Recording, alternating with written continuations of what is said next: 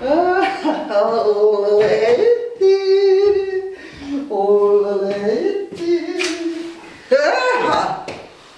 macht's denn jetzt da? Wenn's mir seid, geht's doch ins Bett. Ja, sag einmal, du bist lustig. Wo warst denn du die ganze Nacht? Dein Sohn ist gestern extra zum Muttertag gekommen und hat da sogar noch einen Kuchen mitgebracht. Was? Ein Kuchen? Hallo Mama. Sag mal, wo warst denn du die ganze Zeit? Bei der Leonie waren wir. Bei der Leonie, ja. Und dann habt ihr euch gnadenlos freilaufen lassen. Oder? Nein, wir haben gar nichts getrunken.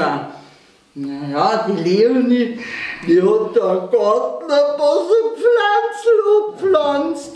Das dürfen wir jetzt ja offiziell. Und da haben wir ein bisschen was geraucht.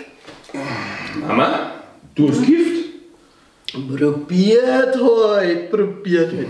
Aber ich kann euch beruhigen, das hat auf mich überhaupt keine Wirkung wieder. Nein, gar nicht.